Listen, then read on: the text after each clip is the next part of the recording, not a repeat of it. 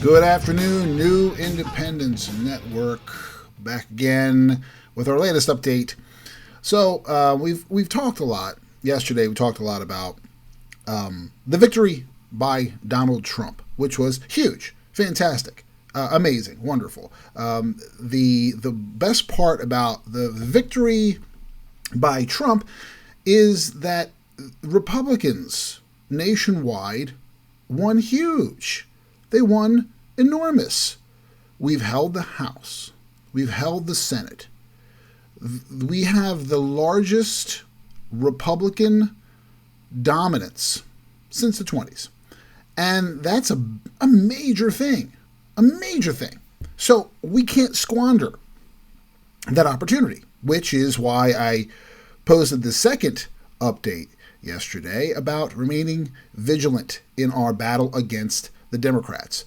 Democrats will never want to work together. They say it because they lost. They try to be contrite, try to be conciliatory, but they don't mean it. Believe me, they're seething, they're livid. The protests that happened by these crybaby millennials, these are all paid for.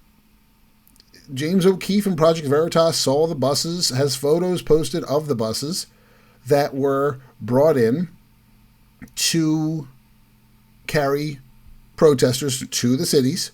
These aren't organic. They didn't just pop up overnight. Nothing the Democrats do is organic. The Tea Party movement was organic. There was no coordination. It just happened about people who were tired of big government, tired of being taxed, and they fought back. The counter to that, the Occupy Wall Street movement, that was the Democrats' lame attempt at trying to make something happen. You know what it's like somebody made, like George Lucas makes Star Wars. Star Wars was made 1977, it came out, and it was groundbreaking, and it was huge, and it was phenomenal. A monumental film, and it changed the face of cinema. It really did. And then everybody started making Star Wars films. And they were Star Wars type films, space adventures. And they were all cheap ripoffs. That's exactly the same thing. It's Star Wars versus the rest of Hollywood after Star Wars. Because think about it. If you were alive in the late 70s, early 80s, you saw a ton of cheap Star Wars ripoffs. No one expected Star Wars to do well. It was an independent film for all intents and purposes. And it didn't have a big budget. It had big one for the time, but really empirically it didn't. And it showed in the production, but it was still phenomenally done with the budget that they had. And it was organic. It came out of the mind of George Lucas. And now you have all these other people that come up with these space movies that are, they can't do it on a low budget, they do it with more money, it's still terrible. That's exactly the same relation to the Tea Party, an organic movement, and Occupy Wall Street, which is backed by George Soros and a bunch of Democrat investors who put their money in there and pay people to go protest. And it always blows back in their face. Always. Tea Party or Occupy Wall Street was an absolute disgrace. There was photos of these filthy people clamoring in the streets. They use it as their own way to avoid work, to avoid working, to get out of school, and to make themselves feel like they're doing something, or just to be lazy.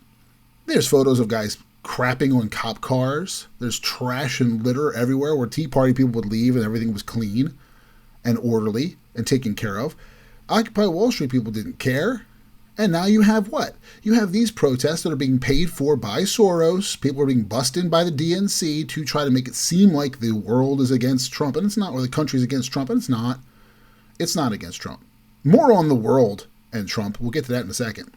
But these people are just, again, all paid for. And what are they doing? They're destroying cars. They're spraying graffiti on buildings, anti-Trump graffiti. They're calling him a racist. They're using profanity. These are the Democrats, kids. These are the Democrats. If this is the kind of country you want going forward, then work with Democrats. If you want a good country, a real country, the America we know exists, a country of class, a country of power, then don't work with Democrats because all they want to do is bring you down to their level. I love how Democrats always say, and Obama was one, Michelle Obama said it, if they go low, you go high. Meanwhile, her husband says, Trump is president of the KKK. Is that going high, Barack? I mean, this is the same Barack Obama who in 2008 told his supporters, if they bring a knife, you bring a gun. That's right. 2008, during the election. If they bring a knife, you bring a gun. This is what Obama said. This is called, for them, going high. No. Barack Obama was a community organizer. Of having some Twitter spats with people, which is interesting because it's mostly black Americans, which I find strange. Why are they so upset? Everyone's upset who supported Obama anyway, I'm sure, or supported Hillary anyway. But why are the black Americans so vicious? They're coming after me with both barrels on Twitter. And I'll tell you why. Because to them, it's all about race. It's all about race. Obama winning was all about race. That's why 98% of the black Americans in this country voted for Barack Obama. They can't handle the fact that Barack didn't win. See, for us, it's not about race. For us, it's about the country. It's about doing the right thing. But they like to pretend, oh no, we're not racist, we're not racist. Well, you are, because if you're not upset that Hillary lost, you're upset that Obama's not going to be there anymore. And all this came because I criticized Obama because Obama called Trump unqualified to be president. This coming from the man who was the least qualified person ever to be president, least qualified. He was a community organizer. What is a community organizer?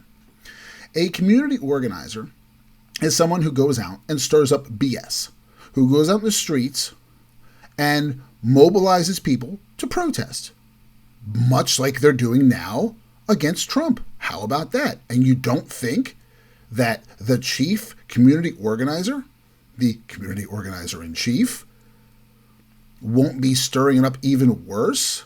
You don't think for a second there are going to be riots on a regular basis and protests on a regular basis bought and paid for by Barack Obama and his cronies? Of course there will. Expect it. There will be no unity. But what they're going to try to do is pretend that it's organic. And fortunately, we have independent journalists out there, real actual journalists like James O'Keefe and Project Veritas, who will break that wide open. And you need to do that too. You need to be diligent.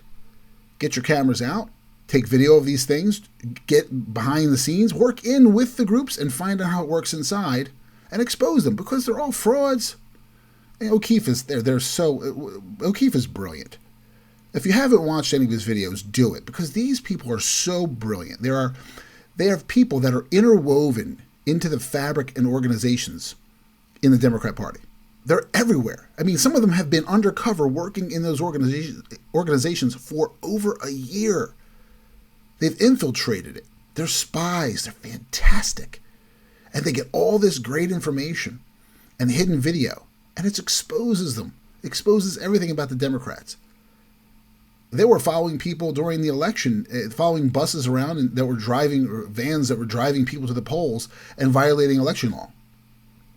They were out there recording that, and they're going to release it eventually once they cut it together.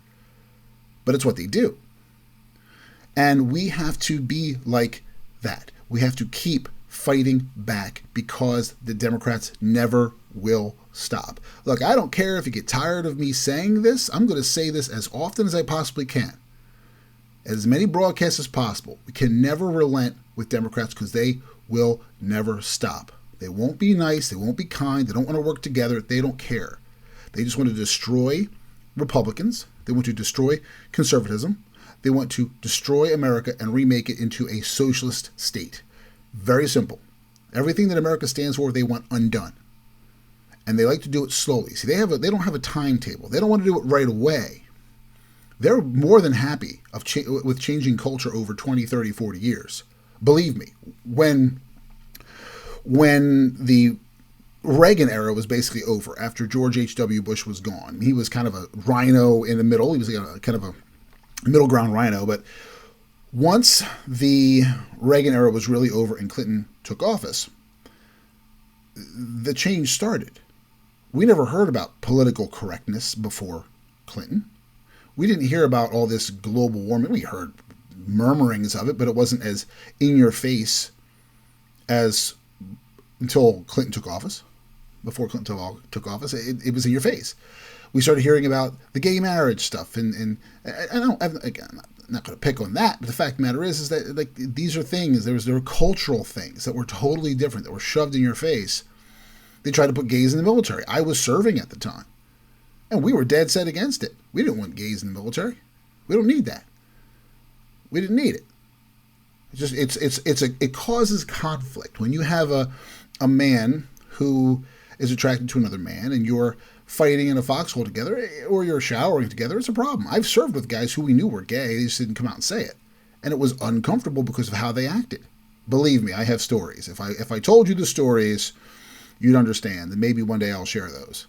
But let's just say it was really creepy, and I wasn't very fond of it.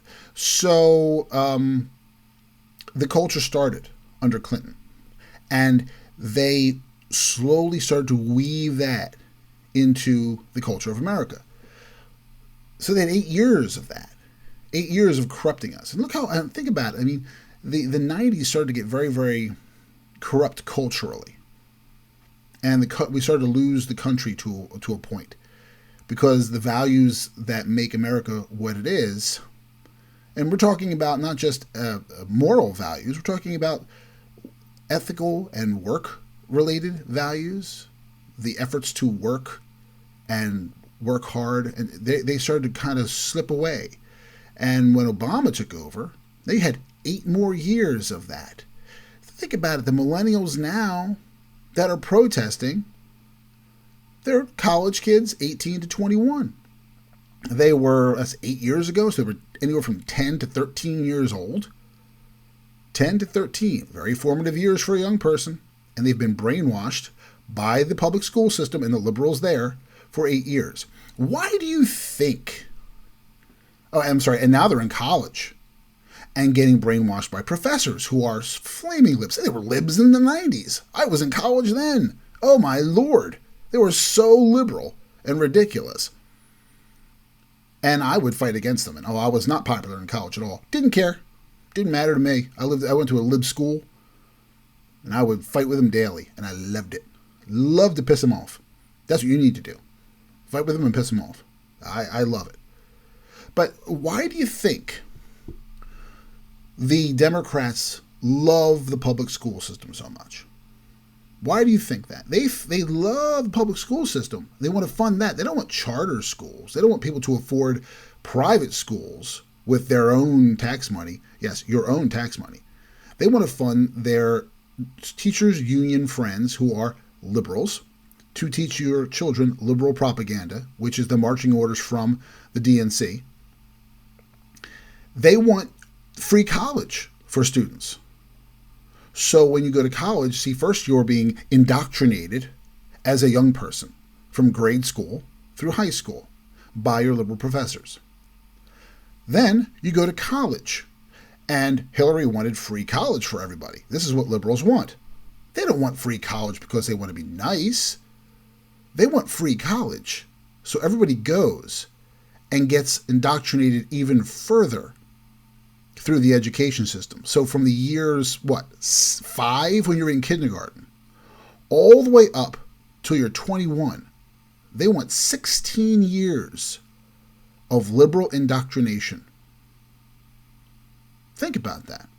Think about that. When you're putting your child in a public school, you better be teaching them before they go how to be conservative and what this country means and the real history of America, not the slanted liberal history that they teach your child in school. They want your child brainwashed. That's what they're trying to do. And it's working. Look at the knuckleheads that are out there now. It's working.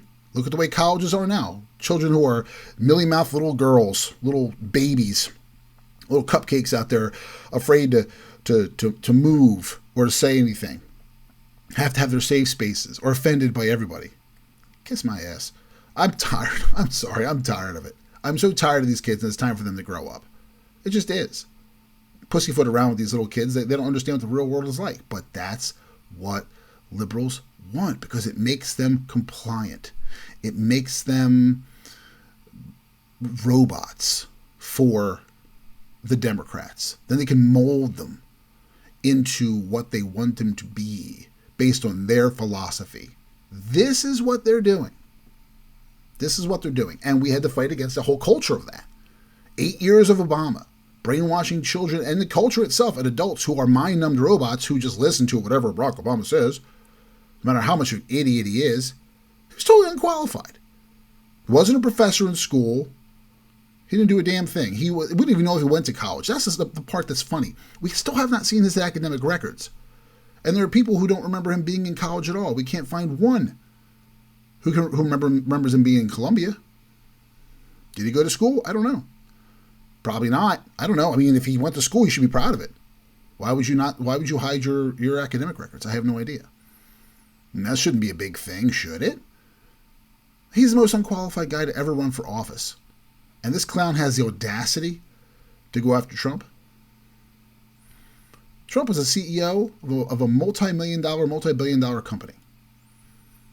He has relationships and businesses all over the world. The country is a business. I had one of them say, the country's not a business. Country is a business. America is a business. The reason it's doing so poorly is because it's not being run as a business. It's being run as a piggy bank for the establishment and Democrats and rhinos who want to line their pockets. Well, that's all changing. See, what's really interesting to see is that the culture is changing so much. And I find it interesting when you have a Republican become president. Watch what happens with foreign leaders. I mean, it happened right away once Trump was named president-elect. Once he was elected, look what happened right away. First off, you've heard about the Philippines. The president of the Philippines is pissed off at Obama, and there's a lot of animosity stirring up over there. He doesn't want to accept rifles from us in our country. He's wants us to stay away from him. Trump wins. He reaches out to Trump right away. I can't wait to work together. We've been allies with the Philippines forever. Trump pissed him off so much, or Obama pissed him off so much, then Trump gets elected. We want to work with you. Who else has reached out to Trump? Interestingly enough, the Prime Minister of Canada, Trudeau, and the President of Mexico have reached out to Trump saying, yes, we're willing to renegotiate NAFTA. How about that? The NAFTA, that ridiculous trade agreement that Clinton signed in the 90s, Bill Clinton signed in the 90s, that disaster for our businesses that's been in place for 20-some-odd years and has been ineffective. Trump says, I want to renegotiate it. He doesn't even have to call them. They call him and say, oh, you're going to be you're elected. Yeah, we'll work with you. You know what that reminds me of? It kind of reminds me of when the hostages were taken in the embassy in Iran, and they wouldn't deal with Carter. But the second Reagan was elected, the second he won, or was inaugurated, like that second, they released the hostages. Done. We're done. Why? Because they know, and these leaders know, that Republicans are not going to take any of their BS. We're not going to. Democrats will cater. I mean, God forbid, imagine if Al Gore was president during 9/11. Oh my God. We would have been apologizing, gnashing teeth. Why do they hate us? Why? They still did it. But that was just the media and the talking heads. The DNC propagandists were doing that crap. But imagine the president. Why do they hate us? We have to get along. We have to negotiate. This is what Obama does. They're such cowards. We can't have boots on the ground. Can't have that. So we're going to lob bombs in there. We're going to use drones and kill a lot of innocent people too. While we're at it, instead of targeted attacks, we're just going to use drones. Just like Clinton in Bosnia. He bombed Bosnia to oblivion. Did he commit one troop in there to actually do the job the right way? Yeah, you don't want troops in danger. I get it. I served, I understand. But the fact of the matter is this is what they're trained for. When we served, we were fully expected to have to go to war at some point and fight. You never want to, but that's what you trained to do, and you volunteered to do that. You didn't volunteer just to, well, some people did, not many, just to get a GI Bill. And those of us who were officers, well, totally different story. Speaking of which, it is Veterans Day. So kudos to all the veterans out there, my fellow veterans, and those who have gone before us, including many of my family members who have served proudly, some alive and some dead. We do a lot of good things. You guys are doing great, and we're proud of it. You know, we should be proud of the veterans in this country. I'm not saying this for myself. I'm saying this for all the others. These people work hard, and it's tough to volunteer for service for the country, especially in the 90s when we were spat upon. It wasn't as bad as those coming back from Vietnam, but we were not. I remember walking around campus. I did some ROTC work, and boos and hisses, people destroying my lunch when I'd walk away from my table, things like that. There wasn't a lot of respect for the military then. Now it's kind of in vogue to respect the military. Now it's in vogue to do that. But that's also platitudes from the left, by the way. The first mantra was, I support the troops, but I don't support the war during Iraq. I support the troops, but I don't support the war. Well, you can't. They go hand in hand. It's like you don't like baseball, but you like the players. It doesn't work that way. They are part of the whole system. That's just them trying to make themselves feel better. So don't believe any of these Democrats who say that they support the troops or they love the troops, because they don't. Because they don't. They look down on the troops. They consider people in the military dullard, dimwits and dullards, morons. The common phrase that I hear is, you've only joined the military because you weren't smart enough to make it in the real world. That's what they think. Believe me. That is exactly what they think. Anyway, little tangent there. But look at how the countries, the foreign leaders, treat America when there's a Republican president. Benjamin Netanyahu has already reached out, saying, I can't wait to work together, because Obama has ignored one of our most fierce and staunch allies at Israel. Crapped all over him. Why would Obama, who says he's a Christian and not a Muslim, why would he hate Israel but always try to reach out to the Muslim countries? Geez, I'm trying to figure that out. I mean, I know that Muslims don't like Israel and want it destroyed, so why would Obama? No, he couldn't be. No, he said he's a Christian. There's no way that Obama's a Muslim. No, absolutely not. No, I wouldn't think it. Well, now Netanyahu's got Trump, and Trump's going to respect Israel because they're huge, fierce allies of ours, which we appreciate. And he reached out to Trump. Putin sent him a telegram. Congratulations, because the relationships with Obama were disastrous. Putin's an idiot, or Trump's an. Try it again.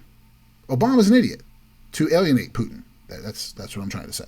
I mean, Bush did a lot of great things with Putin and developed a relationship there. Now, I know what Putin wants, and Putin wants your KGB, you're always KGB. But there's a way of being frenemies, if you want to call it that. You know, you're going to still spy on each other. We do it with everybody. You're still going to not trust each other 100%. What did they say? What did John F. Kennedy say? Forgive your enemies, but remember their names. Please. Egypt reached out to Donald Trump. All these leaders, all reaching out to Trump, willing to work together. And of course, then there's good old Iran. You're not going to take away our nuclear weapons. You're not going to break this deal. Yes, we are.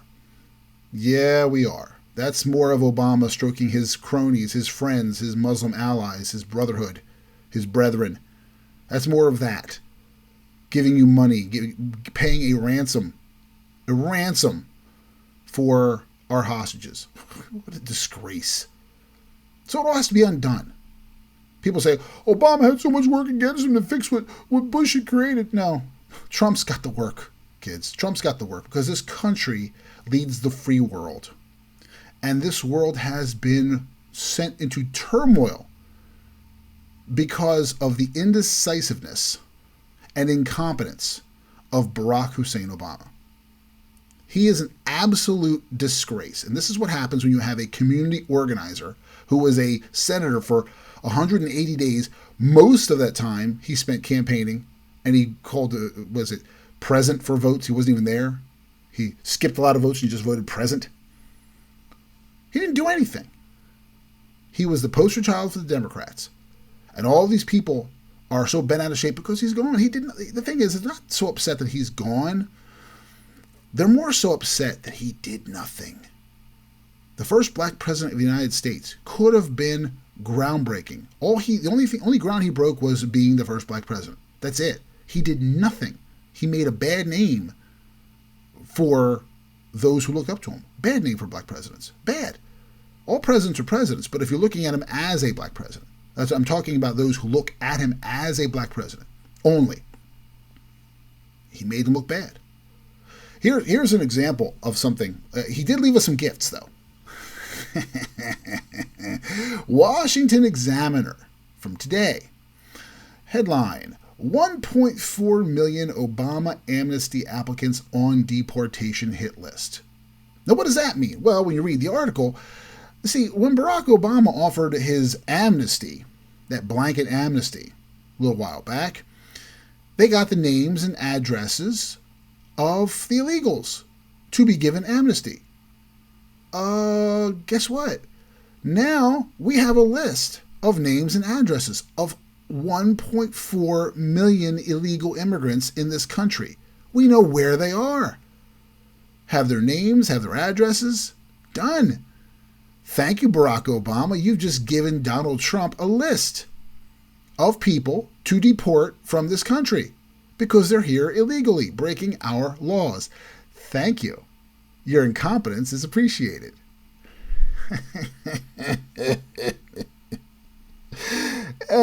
So this is what we have to deal with. We're going to have to deal with a bunch of people who are grown up at almost half a generation of dependent crybabies, mealy-mouthed little sissies under Obama and his Democrats. And Michael Moore is out there now saying that progressives have to lead the future of the party. Progressives do. That's what Obama is. He's a progressive. What to call it that. I like how they come up with names that sound positive. We're progressive. We want progress. No, you don't want progress. Progressive doesn't. That's not what you mean by you're a socialist. You're a socialist. Let's just call it like it is. You're not a progressive. That's just a made-up name. It's like branding, creative branding.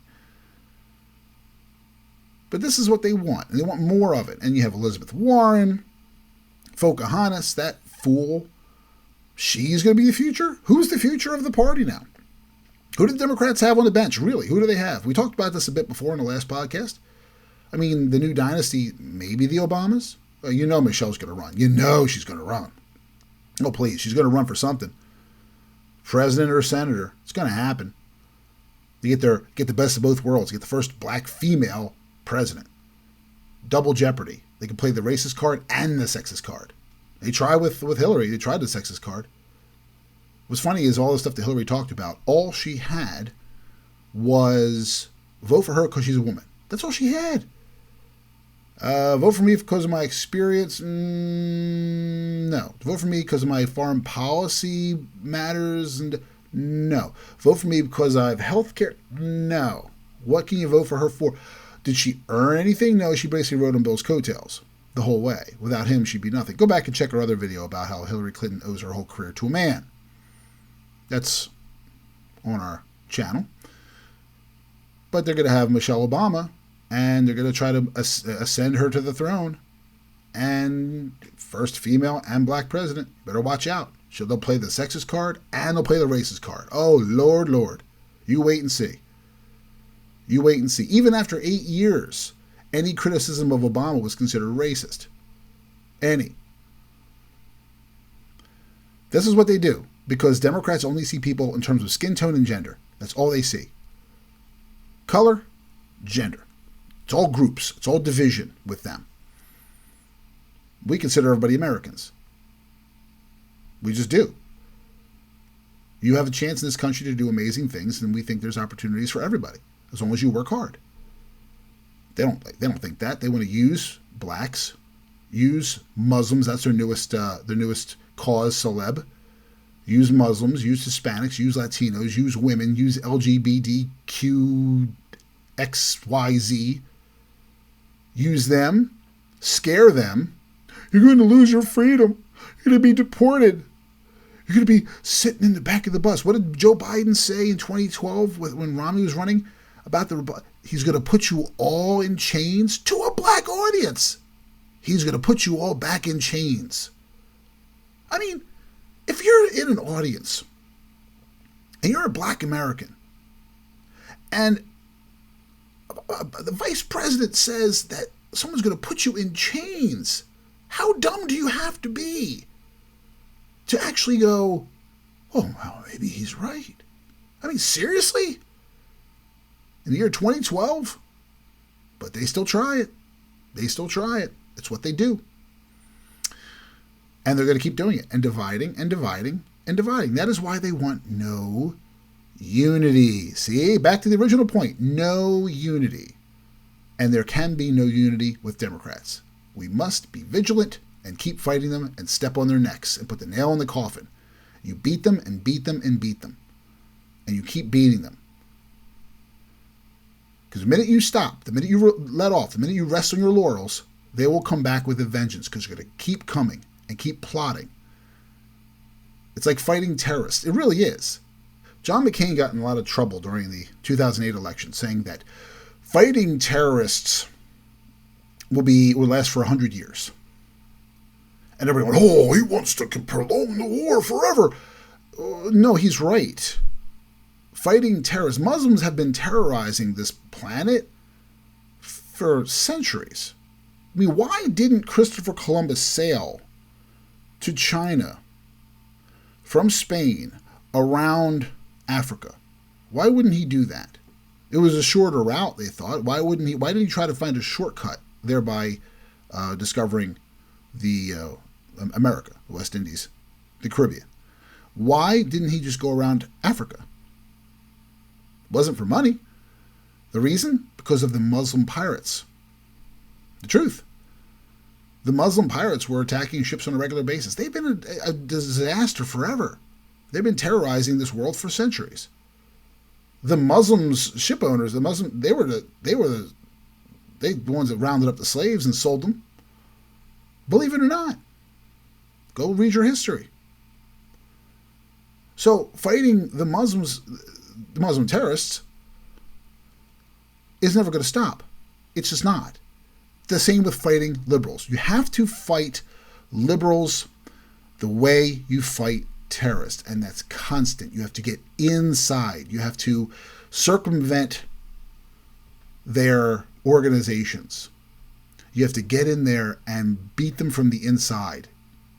Because you take off one head and there's another one. There's always somebody new. There's never just one leader. It doesn't work that way.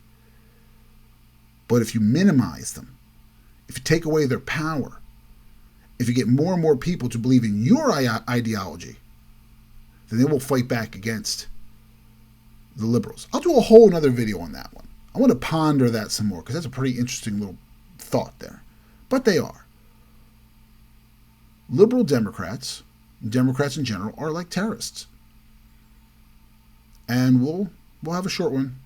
Well, nothing's ever short that I do, but we'll do a short one, shorter one maybe, depending on how much I can get into this, about how the relations, the comparison between Muslims and liberals, these progressives. It's interesting what they do, but the relations are very strong. The relationships are very, very strong. The comparisons are there.